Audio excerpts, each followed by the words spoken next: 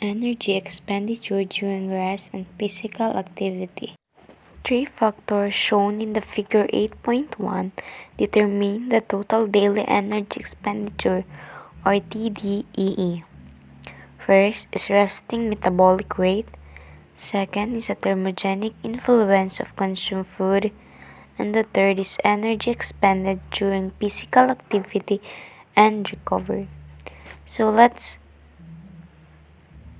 talk about the basal resting metabolic rate or BMR. BMR is a minimum energy requirement sustains the body function in the walking state. Measuring oxygen uptake, the following three standardized condition quantities. This requirement called the basal metabolic rate or BMR. So here's the following three standardized condition quantities of our BMR. First, the food consumed for a minimum of the 12 hours before the measurement. The post-absorptive state describes this condition.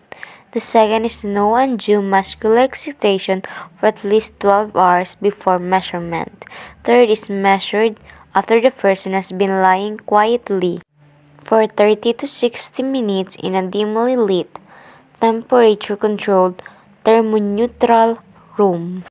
Maintaining control condition provides a way to study relationships among energy expenditure and the body size, gender, and the age.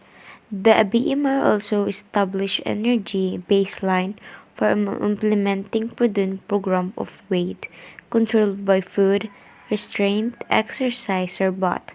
In most instances, basal values measured in the laboratory remain only marginally lower than values for resting metabolic 4 hours after a light meal without physical activity. Basal metabolic rate consumes 60 to 75% of our total daily energy expenditure. There are three standardized condition quantities. This includes sleeping metabolism, kasi halos kalahati sa buong isang araw ay tayo ay tulog at habang tulog tayo ay meron pa rin tayong energy na kinukonsume ng ating katawan. Hindi ibig sabihin na tulog tayo ay wala na tayong nakukonsume. Kaya't gising o tulog tayo ay may nakukonsume pa rin tayong energy. So that's BMR. So here's the figure 8.1 of our total daily energy expenditure. Influence of body size on resting metabolism.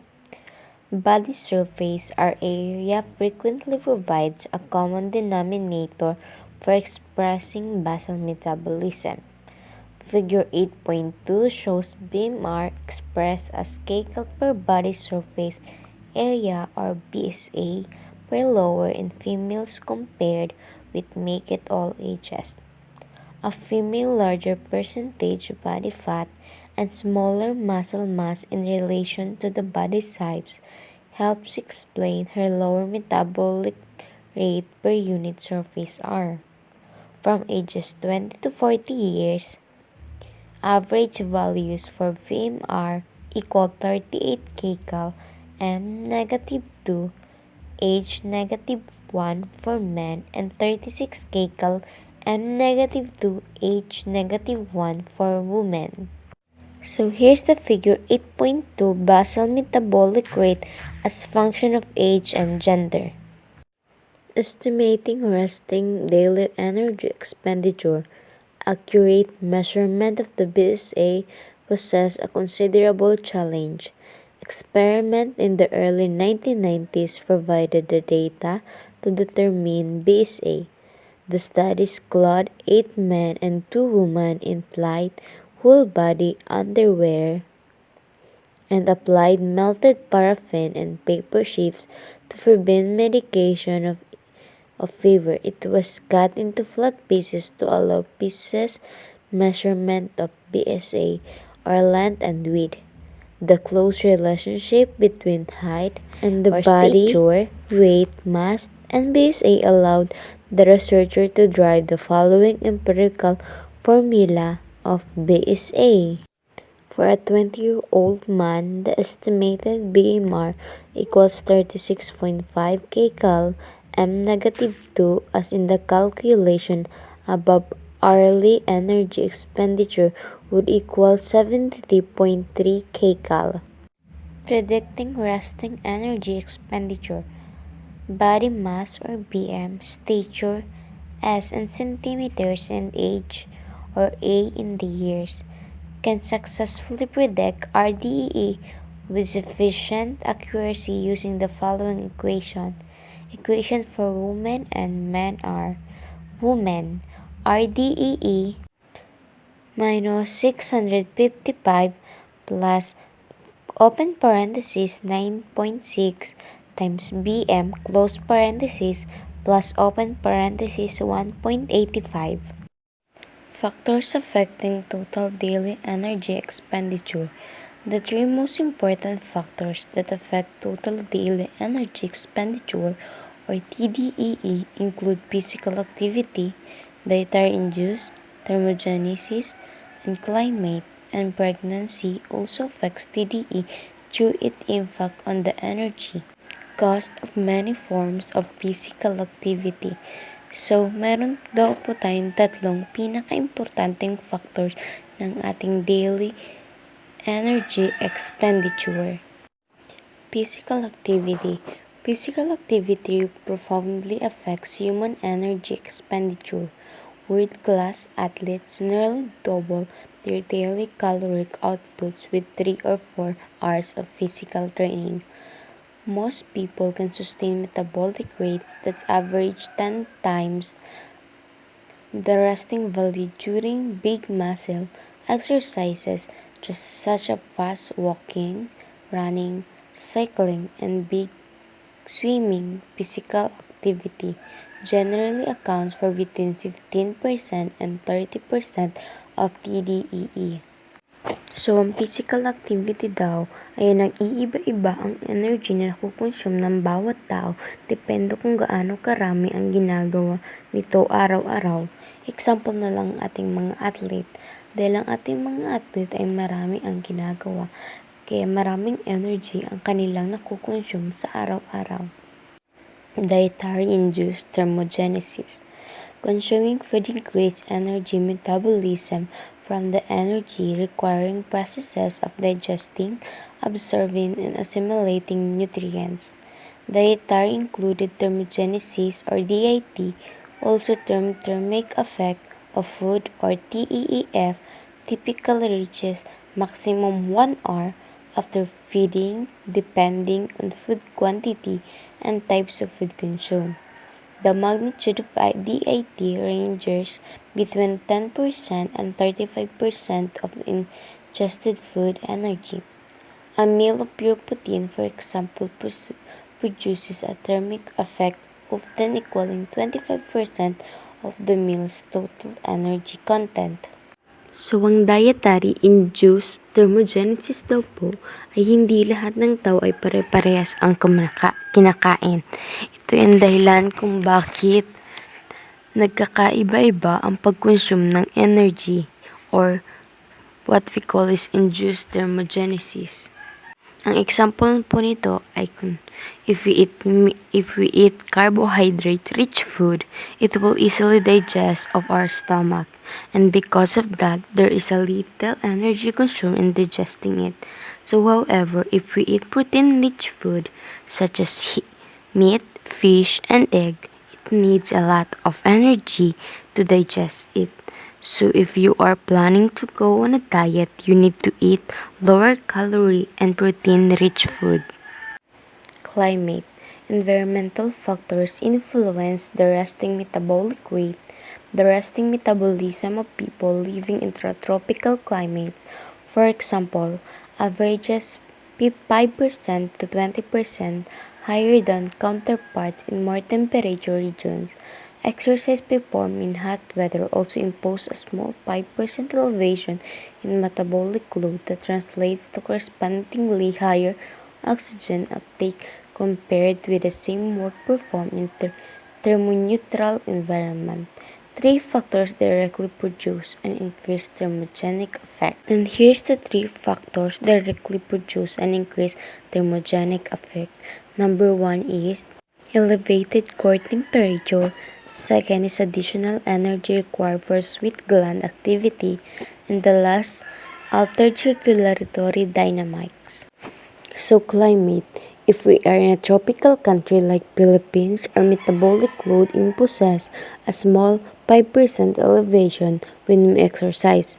However, if we are in a cold countries, our basal metabolic rate will increase because it consumes energy to produce its natural heat.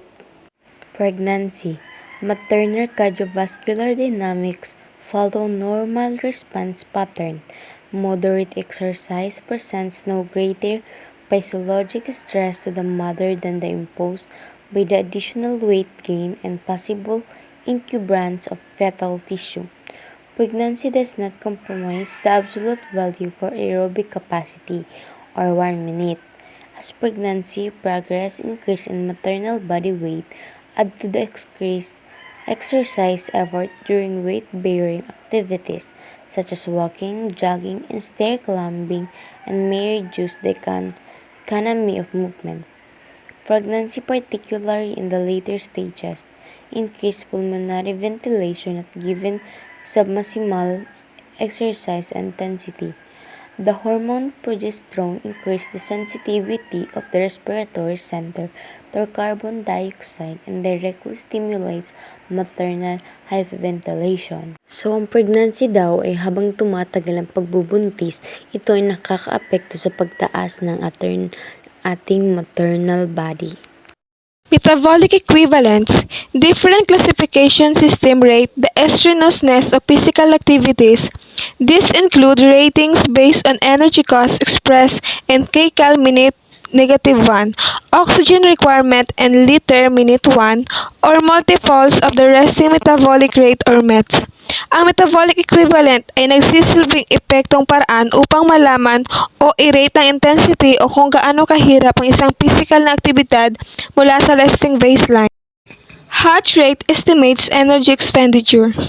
Exercise HR estimates energy expenditure during physical activity from a laboratory-determined individual's HR2 VO2 line. Researchers then apply the HRS during recreational sports or occupational activity to the HR2 VO2 line estimates exercise oxygen uptake.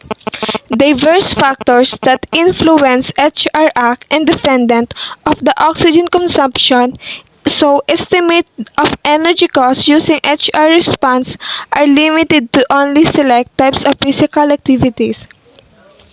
Ang iba't ibang salik na nakaka-impluwensya sa tibok ng puso, act and dependent sa pagkonsumo ng hangin, kaya ang pag-estimate sa paggamit ng lakas sa tugon ng tibok ng puso ay limitado lamang sa mga piling uri ng pisikal na aktibidad. Hello everyone, so my name is Lani Hime, and for today I assigned to report this topic about energy expenditure during physical activity.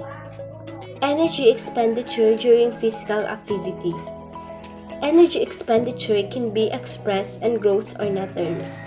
Gross or total values include the resting energy requirements during the activity phase, and the net energy expenditure reflect the energy cost of the activity that exclude resting metabolism over an equivalent.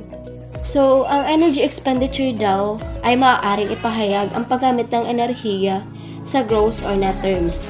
Gross or total values kasama ang resting energy na kinakailangan sa panahon ng aktibidad, at ang net energy expenditure na tumutukoy sa paggamit ng lakas or energy while engaging in physical activities but exclude the resting metabolism over an equivalent time period. So, another one is energy cost of recreational and sports activities. So, based on the pictures, Table 8.1 illustrate the energy cost among diverse recreational and sports activities. Notice, for example, the volleyball requires about 3.6 kcal per minute. It is equivalent to 216 kcal per hour. For a person who weighs 71 kg, it is equivalent to 157 pounds. The same person expend more than twice this energy, or 546 kcal per hour. Swimming the front crawl view somewhat different. 25 minutes spurt swimming expends about the same numbers of the calories as playing 1 hour of recreational volleyball. If the pace of the swim increases, of the volleyball game becomes more intense, energy expenditure increases proportionately. So the last one is effect of body mass. Body size plays an important contributing role in exercise requirements. Figure 8.3 illustrates that heaviest people expend more energy to perform the same activity than people who weight less. This occurs because the energy expended during weight-bearing exercises increase directly with the body mass. Heavier individuals expend more energy in most physical activities than lighter counterparts simply because of the cost of moving the added body weight. Effect of body mass. So, ang laki ng katawan ay gumaganap sa isang mahalagang contribution role and exercise requirements.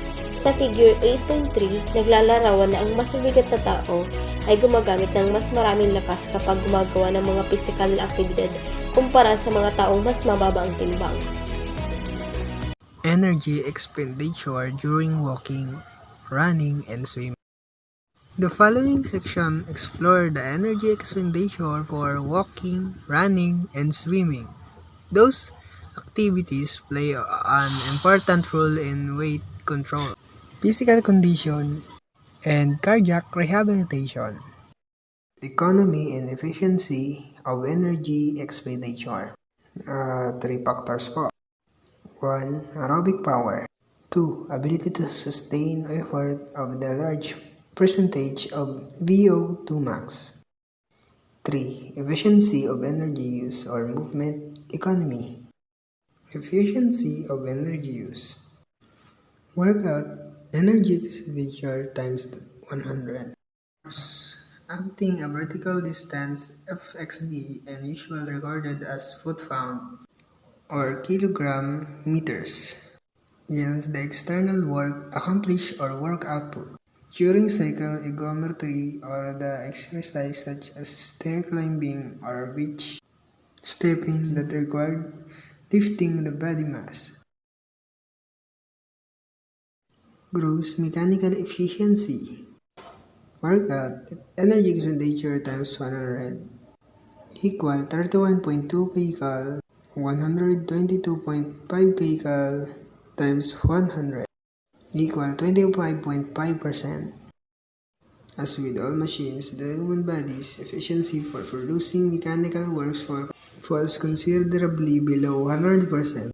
The energy required to overcome internal and external function becomes the biggest factor affecting ME. Overcome function represents initially wasted energy because it accomplished no external work. Consequently, work input always exceeds work output. The ME of human locomotion is walking, running, and cycling range between 20% and 30%. Net mechanical efficiency. Net ME involves subtracting the resting energy expenditure for the total energy expended during exercise. The calculation indicates the efficiency of the work per se, unaffected by the energy expended to sustain the body at rest. Net ME% workout energy expended above rest times 100. Delta efficiency. Delta efficiency calculates the relative energy cost of performing an additional increment of work. That is, the ratio of the difference between work output and two levels of work output to the difference in energy expenditure determined of the two levels of work output. Delta efficiency equal difference in work output between two exercise levels equal difference in energy expended times 100 between two exercise levels. Factors influencing exercise efficiency. Work rate. Efficiency generally decreases as work rate increases because the relationship between energy is linear and work rate is collinear rather than linear, resulting in a lower ME. Movement speed. Every individual has an optimum speed of movement for any given work rate. Extrinsic factors. Improvements in equipment design have increased efficiency in many physical activities. For example, change in shoes design, lighter, softer. Muscle fiber composition. Activation of show twice. Muscle fiber produces greater efficiencies than the same work accomplished by fast twice fibers. Slow twice fibers required less ATP per unit work than fast twice fiber. Those individuals with higher percentage of slow-twitch muscle fiber display increased MA. Fitness level. More fit individuals perform a given task of a higher efficiency because of decreases energy expenditure for non-exercise related functions such as temperature regulation, increases circulation, and waste product removal.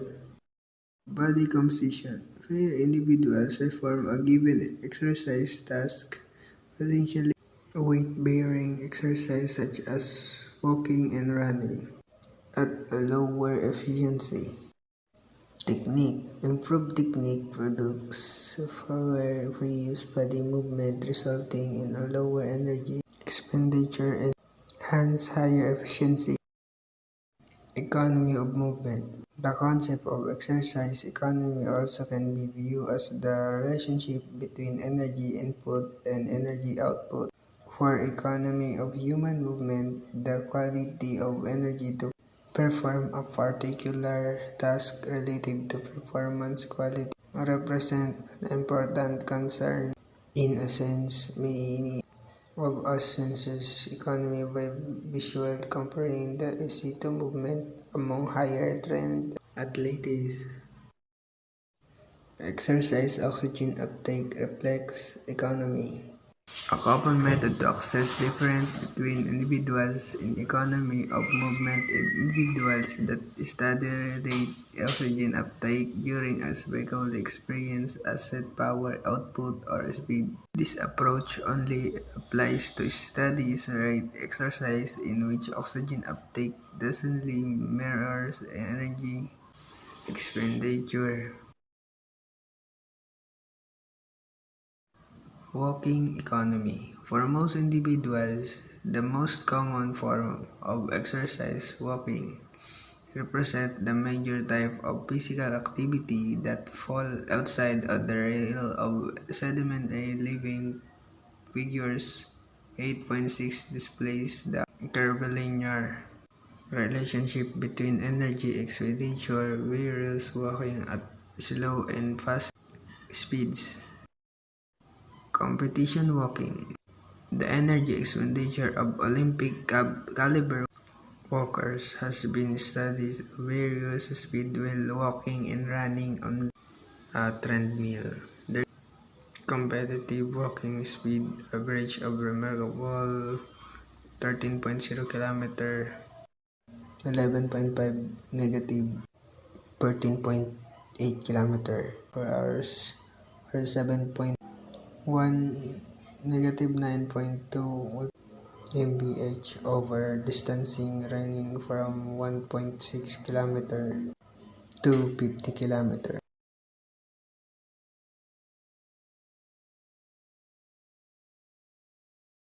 Effect of body mass. Body mass can predict energy expenditure with reasonable accuracy of horizontal walking speed ranging from 3.2 to 6.4 kilometers 2.0, negative 4.0 mph. For people of different body size composition, predictive values of energy expenditure during walking listen to table 8.4 fall within positive negative 15% of the absolute energy expenditure for men and women of different body weight up to 21 kilos. Effect of different rate of energy expenditure of walking between 5.2 and 5.6 kilometer. With road similar to a grass track 0.0. Load fell 1.5. Hard snow 1.6. Sundown 1.8. Predicting energy expenditure during treadmill walking and running. Footwear effects. It requires considerably more energy to carry added weight on the feet or ankles than to carry similar weights attached to the torso. For a weight equal to 1.4% of body mass placed on the ankle, for example, the energy cost of walking increased an average of 8%, or nearly 6 times more than with the same weight carried on the torso. So, footwear effects. Nangangailangan ito ng mas maraming enerhiya upang magdala ng karagdagang bigat sa paa o buko-bukong kaysa magdala ng katulad ng bigat ng nakakabit sa paa. And sometimes kapag nagjo-jogging, naglalagay sila ng weight sa paa na pampabigat para mas lumakas ang mga muscles sa paa. In a practical sense, the energy cost of locomotion during walking and running increase when wearing boots compared with running shoes. So here the importance of locomotion while walking and running is increasing while wearing a boots kaysa sa running shoes. The implication of this finding seems clear for the design running shoes, hiking and climbing, and boots and work boots traditionally required in mining, forestry, firefighting, and the military. Smart changes in shoe weight produce large changes in economy of locomotion or energy expenditure.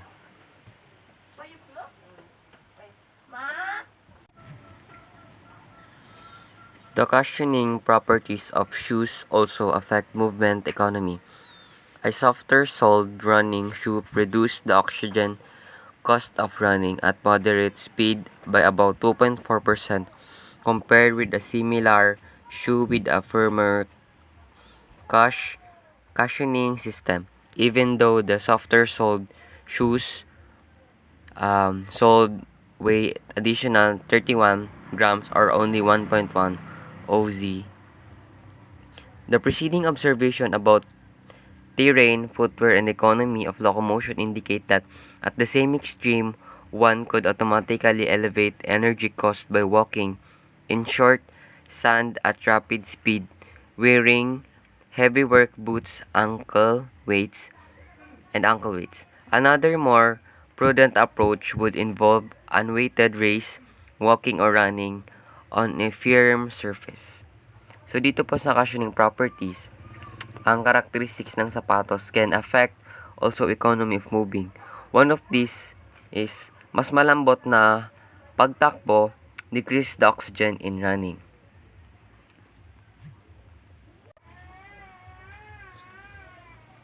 Use of handheld and ankle weights. The impact force on the legs during running equals about 3 times body mass. The amount of leg shock with walking reaches only about 30% of this value.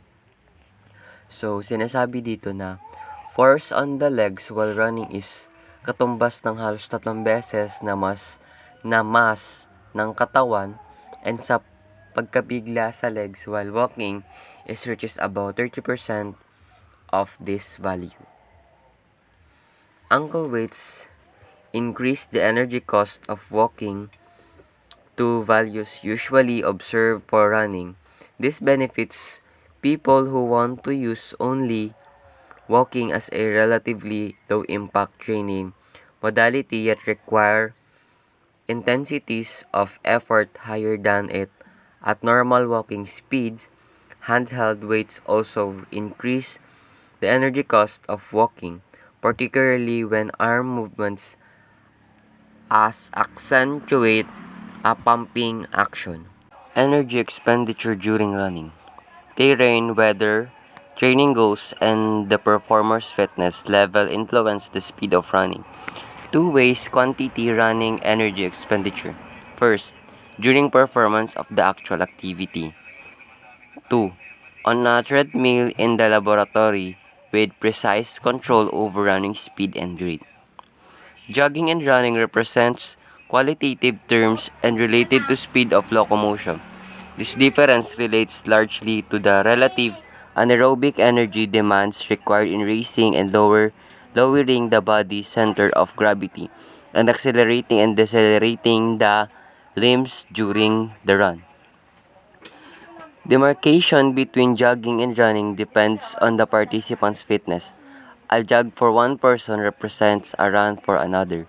Independent of fitness, it becomes more economical from a energy standpoint to discontinue walking and begin to jog or run at speeds greater than about 6.5 kilometers, point h negative 1, negative 0.40 mph. So, jogging and running ay kumakatawan sa mga terminong may kaugnayan sa bilis ng paggalaw. And demarcation sa pagitan ng jogging and running ay depende sa fitness ng isang kalahok. Sa independent fitness, mas nagiging matipid from energy to standpoint upang ihinto ang paglalakad, and he starts to begin to jog or runs na higit kumulang 6.5 kilometers, point h negative 1, 4.0 mps. Energy cost of running.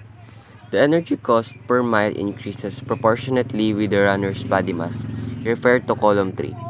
This observation certainly supports the role of weight-bearing exercise as caloric stress for overweight individuals who wish to increase the energy expenditure for weight loss. Increasing or decreasing the speed within the broad range of steady rate paces simply alters the length of exercise period required to burn a given number of calories. So, this observation ay sumusuporta sa papel ng weight-bearing exercise bilang isang caloric na stress para sa mga sobra ang timbang ng mga individual na gustong dagdagan ang paggasta ng enerhiya para sa pagbaba ng kanilang timbang. And dito sa table 8.6 shows the net energy expenditure per hour for horizontal running in relation to velocity and body mass. So yan po yung nasa table, like body mass, mean per mile, kilograms, labs, kilocalories per mile. And yan po yung mga basic structures. Next, stride length and stride frequency effects on running speed. Running speed can increase in three ways. First, increase the number of steps in each minute or stride frequency. So, example dito is yung dagdagan ang layo ng jogging or dagdagan yung counting, like hanggang 10 minutes lang siyang magja-jogging. So, dadagdagan nyo to ng 5 minutes or unless mga nasa 15 minutes. Number 2, increase the distance between steps. So, example naman dito is yung paglukso o pagtalon upang mas malaki ang distansya ng takbo. 3, increase the length and stride frequency. So, same din lang naman sa first and second ways to increase the running speed. Although the third option may seem the obvious way to increase running speed, several experiments provide objective data concerning this question. With running speed increase 9%, 91% to 78, 91% to 17.8 kilometers H-1, 11.1 mph. Stride frequency increased only 10% to the 176 per minute, whereas 83% of increase to 168 centimeter occurred in stride length. This data illustrates that running speed increases predominantly by lengthening the strength only at faster speed. The stride frequency become important. So, this data illustrate that ang bilis ng pagtakbo ay higit na tumataas sa pamamagitan ng pagpapahaba-haba ng hakbang. Optimum stride length. An optimum combination of stride length and frequency exists for running at a particular speed. The optimum combination depends largely on the person's style of running and cannot be determined from objective body measurements.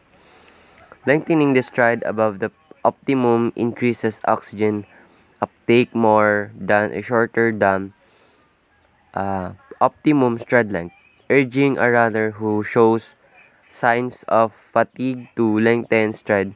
To maintain speed proves counterproductive for exercise economy. This produces the most economical running performance in keeping with the concept that the bodily natural attempts to achieve a level of minimum effort. No best style exist characterize elite runners. So dito po sa an optimum combination, ang pinakamaim na combination ay ang sa lahat ay ang nakasalalay sa estilo ng pagpapatakbo ng isang tao. And this produce the most economical running performance na natural na sinusubukan ng katawan na makamit ang isang antas ng minimum effort. Walang pinakamahusay na estilo upang makilala ang mga elite na runner. Effects of air resistance.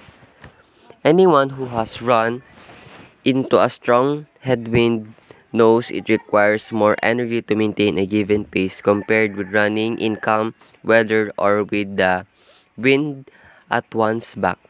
3 factors influence how air resistance affects energy cost of running. First, energy density or densidad ng hangin. Number 2, runner's projected surface area. Number 3, square of headwind velocity. Depending on running speed, overcoming air resistance accounts for 3% to 9% of the total energy requirement of running. In calm weather, running into a headwind creates an additional energy expense. Drafting. Athletes use drafting by following directly behind a competitor counter the negative effects of air resistance and headwind on energy cost. The beneficial aerodynamic effect of drafting on the economy of the effort also exists for cross-country skiing, speed skating, and cycling. So, drafting is an aerodynamic technique where two vehicles or other moving objects are caused to align in a close group, reducing the overall effects of drag due to exploiting the lead object ship stream. Treadmill versus track running. Researchers use the treadmill also almost exclusively to evaluate the physiology of running. A question concerns the association between treadmill running and running performance on track or road race. They also measure the athletes during an a graded exercise to determine possible differences between treadmill and track running on sub-maximal and maximal oxygen uptake. So, treadmill running is convenient and lower impact and much more precise, but becomes with a bigger overall cost. And also running outdoors can often feel more engaging, reduce poor mental health symptoms, and is a cheaper overall but can bring weather injury issues. Marathon running. On figure 8, male and female world record and Olympic record marathon run times. The male record set in 2008 at Berlin, Germany marathon is 2 hours and 3 minutes and 59 seconds, and the female record set at the London, England marathon 2003 is 2 hours and 15 minutes and 25 seconds. Energy expenditure required to run marathon averages about 2,400 calories, excluding any elevated energy expenditure during recovery, which can persist for up to 24 hours. 24 hours. Energy expenditure during running. During swimming. Swimming differs in several important respects from walking and running.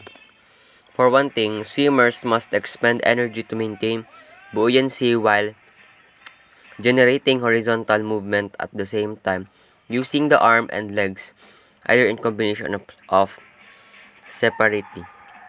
So, buoyancy is an upward force exerted by a fluid that opposes the weight of a partially or fully immersed object. And buoyancy is the force that enables a swimmer to float in the water even when still. This factor all contribute to a considerably lower economy swimming compared to running. More specifically, it requires uh, about 4 times more energy to swim a given distance to run the same distance. Figure 8.8, open circuit spirometry to measure oxygen consumption during front crawl swimming. So, open circuit spirometry is a method of indirect calorimetry in which the subject breathes air from the atmosphere. The composition of the air flowing and in and out of the lungs is measured to oxygen consumption. Energy cost and drag. Three components comprise the total drag force that implements a swimmer forward movement. First, wave drag, caused by waves that build up in front and form hollows behind the swimmers moving through the water. This component of drag only becomes a significant factor at a fast speed. For example, is at the interface between air and water. Number 2. Skin friction drag. Produces as the water slides over the skin surface. Removal of body hair reduce drag to slightly decrease the energy cost and physiology demands during swimming. So, dito po, skin roughness, controlling, hair, and swimsuit fabrics are examples of the roughness that creates friction as a swimmer moves through water.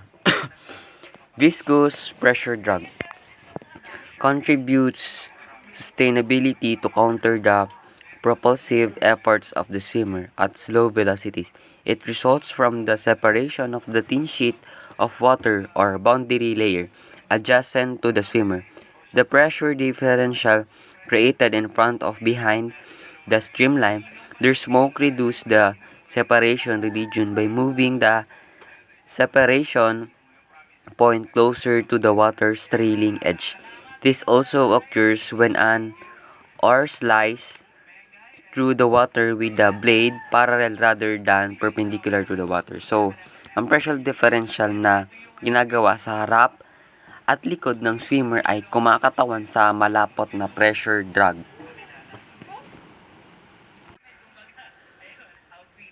Differences in total drag force between swimmers can make the difference between winning and losing, particularly in longer distance competition.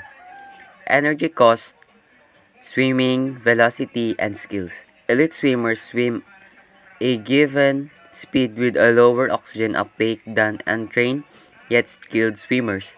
For different swimming, the breaststroke costs the most any speed followed by the backstroke. The front crawl represents the least or expensive calorie-wise among the three strokes. Effects of buoyancy, men versus women. Women of all ages possess an average more total body fat than men because fat floats and muscle and bone seeing average woman gains a hydrodynamic lift and floats more easily than the average man. This difference in buoyancy can help explain women's greater swimming economy compared with men. So dito po ang pagkakaiba nito sa buoyancy ay maaring makatulong na ipaliwanag ang mas malaking ekonomiya ng paglangoy ng kababaihan kumpara sa mga kalalakihan. Whereas the distribution of body fat toward the periphery in women causes their legs to float higher in the water, making them more horizontal or streamlined. Men's sterner legs tend to swing down in the water. Lowering the legs to a deeper position increases body drag and thus reduces swimming economy. The potential hydrodynamic benefits enjoyed by women become noteworthy in longer distances during which swimming economy and body insulation assume added importance.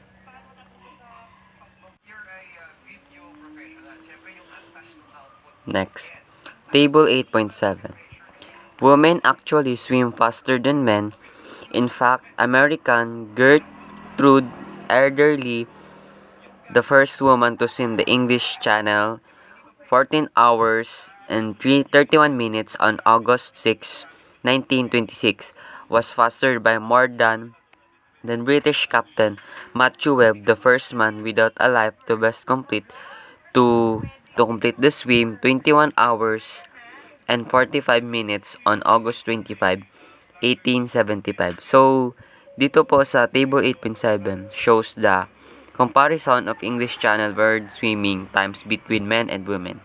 English Channel records age, mean, male versus female. So, sa record po nila, sa first attempt, one way, 21 minutes and 45 seconds, 1875. And sa female, first attempt, one way, 14 minutes and 39 seconds, 1926. Percent different male and female, 34.9. And yung mga sumunod na po, yung sa fastest one way, youngest, all this hanggang fastest po, fastest two way and three way. So, yun lang po. Thank you very much.